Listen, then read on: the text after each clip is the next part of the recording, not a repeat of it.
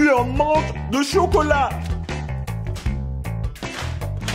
Tom Hanks. Oui, c'est mon toubab sûr et certain, wow. Thomas Jeffrey Hanks. Il est né le 9 juillet 1956 à Concord, Californie, États-Unis. Il commence sa carrière au cinéma dans un petit rôle dans le film Noces sanglantes. En 1980, il intègre les programmes de la chaîne télévision ABC, qui lancera un programme de développement de talent, où il fera des brèves apparitions, comme dans la série télévisée Taxi. La même année, on le retrouvera dans Happy Day. Il sera également dans le téléfilm fantasy Le Monstre du Labyrinthe, dans le rôle de Robbie Willing. Il sera également dans la série télévisée Sacrée Famille. En 1984, il auditionne pour un second rôle dans le nouveau film Splash. Sa prestation plaira énormément au réalisateur qui lui propose directement le premier rôle. C'est grâce à ce film que Tom se fera une place au cinéma. Il jouera également la même année dans la comédie Palace en délire, dans le rôle de Rick Gasco. En 1985, l'acteur jouera dans le film L'homme aux chaussures rouges. C'est ça mon grand, t'as créé la mode, tout le monde a des chaussures rouges maintenant. Suivi de la comédie Toujours prêt. Un an après, on le retrouvera dans 3 films, dont Une baraque à tout casser, produit par Steven Spielberg, suivi de la comédie réalisée par Gary Marshall, Rien en commun. Et pour finir dans la comédie romantique Every Time We Say Goodbye. En 1987, il tournera dans une parodie d'un film policier,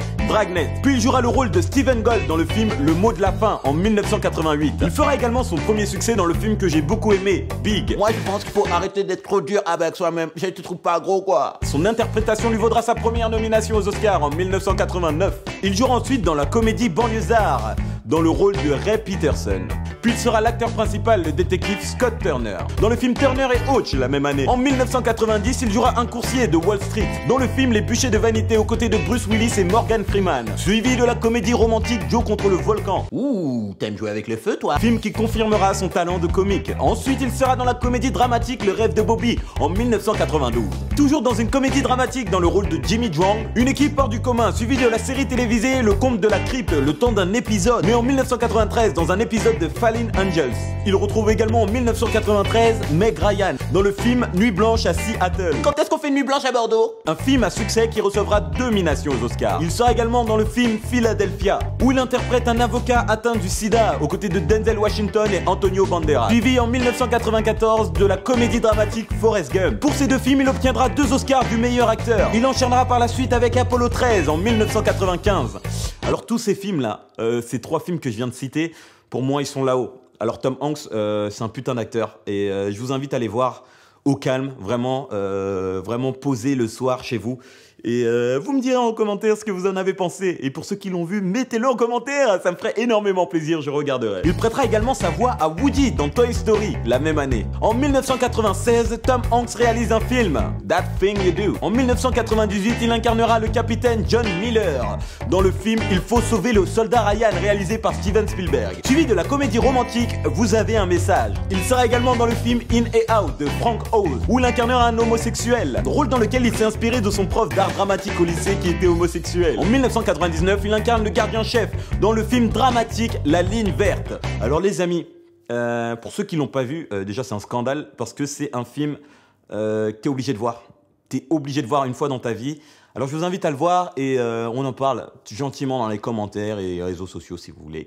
Il n'y a pas de souci, je suis disponible. Cette année-là, il prêtera également sa voix à Woody dans Toy Story 2. Tom Hanks écrira et réalisera une mini-série intitulée De la Terre à la Lune, avant de le retrouver en 2002 dans le film Seul au monde, où il tient le rôle d'un naufragé isolé sur une île pendant plusieurs années suite à un crash d'avion. Alors ce qu'il faut savoir, c'est que le film a été tourné en 2 parties, ce qui a permis à l'acteur d'entreprendre une transformation physique. Il perdra 20 kilos avant de reprendre le tournage du film. Alors pour ceux qui ne l'ont pas vu, je vous invite à le voir, vous allez voir l'émotion qu'il dégage, c'est juste un acteur de ouf. Il sera également en 2001 dans la série réalisée par Steven Spielberg, Frères d'armes. En 2002, il partage l'affiche avec Jude Law et Paul Newman dans Le Sentier de la Perdition, dans lequel il incarne Michael Sullivan. On le retrouvera ensuite avec le réalisateur Steven Spielberg en compagnie de Leonardo DiCaprio, Arrête-moi si tu peux. J'allais dire la même chose, chat à toi. Où il jouera l'agent du FBI qui tente à tout prix de stopper le plus grand bandit arnaqueur des États-Unis. En 1994, on le retrouvera dans la peau d'un cambrioleur excentrique dans Lady Killer. Et également dans le film encore réalisé par Steven Spielberg, Le Terminal, film dans lequel il jouera aux côtés de Catherine Zeta-Jones.